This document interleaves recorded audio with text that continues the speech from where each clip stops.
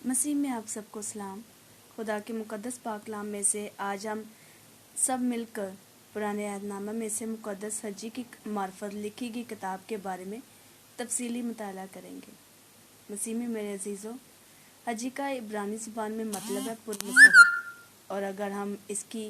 History کی طرف جائیں تو پیدائش کی کتاب 46 باب اس کی 16 آیت میں ہم دیکھیں تو اس سے پتہ چلتا ہے کہ حجی رشتے میں جد کا بیٹا اور یعقوب کا پوتا کہلاتا ہے، اور گنتی کی کتاب میں بھی 26 باب اس کی 15 آیت میں ذکر ہے کہ اس کے نام سے ہی حجیوں کا خاندان چلا، اور یہ حجی کی کتاب 4 نبوتوں پر مشتمل ہے۔ تمام نبوتوں کا سن دارہ اول کے دوسرے برس کا ہے، یعنی 520 قبل مسیح، اور یہی بات کا ذکر مقدس عزرا کی کتاب 4 باب اس کی 24 آیت میں بھی ہے کہ تب خدا کے گھر کا جو یروشلم میں ہے کام موقوف ہوا، اور شاہ فارس دارا کی سلطنت کے دوسرے برس تک بند رہا۔ اور اسی کتاب کی 5 باب اس کی 1 سے 2 آیت میں بھی لکھا ہے کہ پھر نبی یعنی حجی نبی اور زکریا بن ادو ان یہودیوں کے سامنے جو یہودا اور یروشلم میں تھے نبوت کرنے لگے۔ انہوں نے اسرائیل کے خدا کے نام سے ان کے سامنے نبوت کی۔ تب زربابل بن سیالتیل اور یوشوا بن یوصدق اٹھے اور خدا کے گھر کو جو یروشلم میں ہے بنانے لگے، اور خدا کے وہ نبی ان کے ساتھ ہو کر ان کی مدد کرتے تھے۔ میرے عزیزو، عزرا کی کتاب میں یہ آیات پڑھ کر صاف ظاہر ہو جاتا ہے کہ حجی کی کتاب کے سن عزرا کی کتاب کے سن سے مطابقت رکھتے ہیں، یعنی حجی کی کتاب ان چھوٹے چھوٹے پیغامات کا مجموعہ ہے جو کہ 520 قبل مسیح میں خداوند نے حجی نبی کی معرفت دی ہے، اور جب 537 قبل مسیح میں اسیری سے واپسی کے بعد جن 2 نبیوں کا نام پہلے آتا ہے وہ حجی اور زکریا ہی ہیں۔ چونکہ ان کا ذکر 520 قبل مسیح تک نہیں ملتا، مگر عزرا کی کتاب 5 باب اس کی 1 اور 2 آیات پڑھنے سے صحیح صاف ظاہر ہو جاتا ہے، صحیح ہمیں بلکہ جانکاری ہمیں اچھے طریقے سے ملتی ہے۔ تو اسی لیے اکثر یہ گمان کیا جاتا ہے کہ یہ اسی سن کے لگ بھگ اسیروں کے ایک نئے جتے کے ساتھ واپس آئے، لیکن نبی خود اس کے متعلق خاموش ہیں۔ اس لیے یہ امکان بھی برابر موجود ہے کہ 537 قبل مسیح میں جب ان کے والدین اسیری سے لوٹے تو وہ محض ابھی بچے ہی تھے۔ یوں حجی نے اس دور میں بڑھتی ہوئی سرد مہری کا عملی تجربہ کیا ہوگا، اور جو ہی وہ بالغ نظر ہوا تو خدا کا روح اس پر نازل ہوا اور اسے نبوت کی نعمت ملی۔ اس چیز کا ذکر عزرا کی کتاب 5 باب اس کی 1 اور 2 آیت کے علاوہ حجی کی کتاب کے باہر اس کا نام اور کہیں نہیں ملتا۔ پہلی نبوت کا آغاز 6 مہینے کی 1 تاریخ کو ہوا، اور حجی نبی زربابل اور سردار کاہن یوشوا رہنماؤں کو مخاطب کرتا ہے۔ اس کے بعد جو کچھ لکھا ہے اس سے یہ تاثر ملتا ہے کہ یہ پیغام سرعام سنایا گیا تاکہ ہر ایک کے کانوں تک یہ پیغام پہنچ جائے۔ اور اب نبی گزشتہ 16 برسوں کی بے اطمینانی کا ذکر کرتا ہے کہ جب سب لوگ اسیری مطلب غلامی سے نکل کر واپس آ گئے تب انہیں یروشلم میں رہتے بستے چند سال ہو چکے تھے، مگر ہیکل ابھی تک کھنڈر پڑی تھی، اور یہ وہ برس تھے جن میں لوگوں کو ہیکل تعمیر کرنا چاہیے تھا، لیکن وہ اس کے برعکس اپنے گھروں کو کشادہ کرنے اور ان کی آراستگی میں لگے رہے، اور اسی عرصے میں انہوں نے ہولناک قدرتی آفات دیکھی کہ فصلیں تباہ ہو گئیں اور افلاس کا دورہ رہا، اور یہ سب خدا کی جانب سے اپنے لوگوں کو تنبیہ کے لیے تھا۔ یہ پیغام تھا امت کے سرداروں کو ابھارنے کے لیے کہ وہ اول باتوں کو اول ہی رکھیں، یعنی ہیکل ازسر نو تعمیر کریں۔ پھر حجی کی کتاب 2 باب اس کی 1 سے 9 آیات پڑھنے سے دوسری نبوت کے بارے میں پتہ چلتا ہے، اور یہ 7ویں مہینے کی 21ویں تاریخ تھی۔ یہ ان لوگوں کی دلجوئی کے لیے تھا جو موجودہ نئی ہیکل کو سلیمان کی ہیکل کے مقابلے میں ناچیز سمجھتے تھے، اور مستقبل کی ہیکل ماضی کی نسبت فزونتر جلال کی حامل ہونے کے لیے مقرر کر دی گئی تھی۔ پھر حجی نبی ان مرغوب چیزوں یعنی غیر اقوام کے طائف کا ذکر کرتا ہے جو हैकल को आरास्ता करने की गर्ज से लाए जाएंगे। ये पेशगोई बड़े मुख्तसर से अरसे में ही जुज़वी तौर पर पूरी हो गई। इसी बात को उज़रा की किताब 6 बाब उसकी 8 और 9 आयत में बहुत अच्छे से वाज़िह बयान किया गया कि अलावा इसके खुदा के इस घर के बनाने में यहूदियों के बुज़ुर्गों के साथ तुमको क्या करना है। सो इसकी बाबत मेरा ये हुक्म है कि शाही माल में से यानी दरिया पार के खराज में से उन लोगों को बिला तौक़ुफ़ खर्च दिया जाए ताकि उनको रुकना न पड़े, और आसमान के खुदा की सौंपनी कुर्बानियों के लिए जिस जिस चीज़ की उनको ज़रूरत हो, यानी बछड़े और मेंढे और हलवान और जितना गेहूँ और नमक और मैं और तेल, वो काहिन जो यरूशलेम में बताएं वो सब बिलानागा रोज़ बरोज़ उनको दिया जाए। इसके बाद हेरोदेस अदूमी ने हैकल को दोबारा तमीर करवाया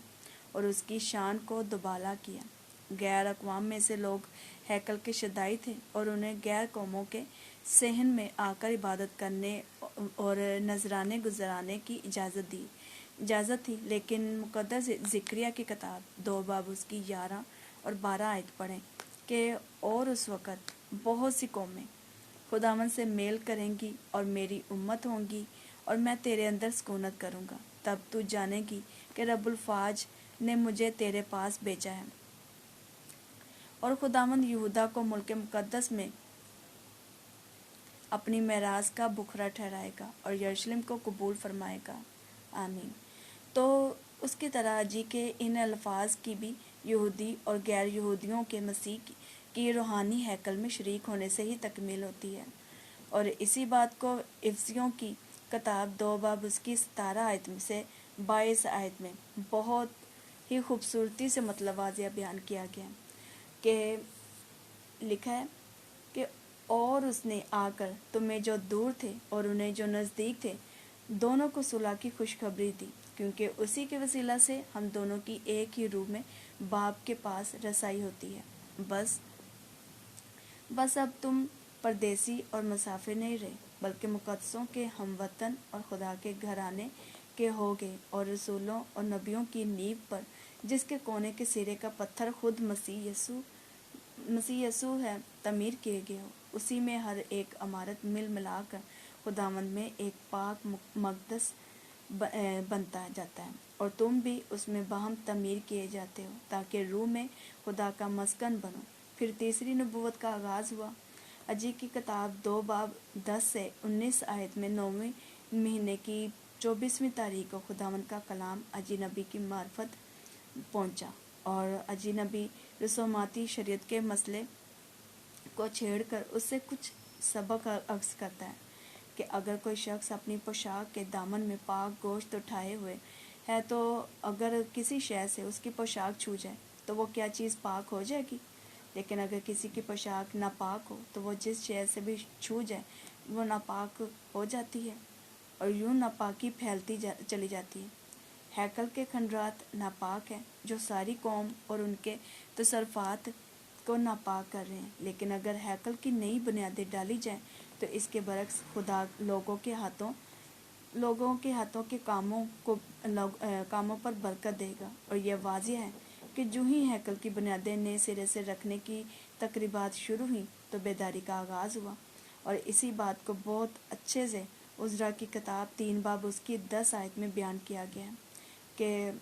सो जब ममार खुदावंद की हैकल की बुनियाद डालने लगे तो उन्होंने काहिनों को अपने अपने पैराहन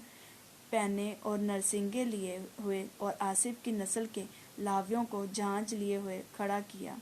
कि शाह इसराइल दाऊद की तरतीब के मुताबिक खुदावंद की हमद करें। और ये आम रिवाज था कि हैकल या घर की बुनियादें रखने की एक से ज़्यादा तकरीबात मुनक़िद की जाती थी। हजी की किताब 2 बाब उसकी 18 आयत में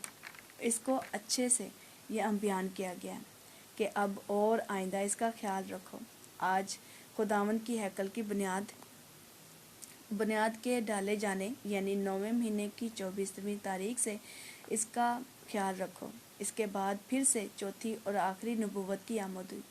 जो कि इसी 9वें महीने की 24वीं तारीख को खुदावंद का कलाम अजी नबी पर नाजिल हुआ। और ज़रुब्बाबेल के साथ खुदावंद अहद करता है कि पारसी सल्तनत میں افراتفری کے باوجود بھی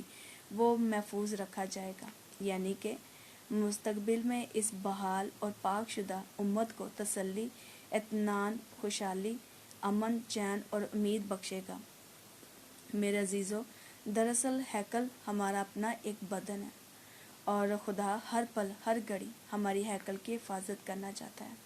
اسے صاف کرتے رہنا چاہتا ہے تاکہ اس میں امن اور خوشحالی نظر آئے۔ اس لیے ہمیں بھی خدا کے ساتھ کوآپریٹ کرنے کی ضرورت ہے کہ جیسا ہمارا خدا چاہتا ہے ہمیں بھی ویسے ہی انہی کی مرضی کے مطابق ان کے حکموں پر پوری وفاداری سے چلنے اور دعا کرتے رہنا ہے۔ اور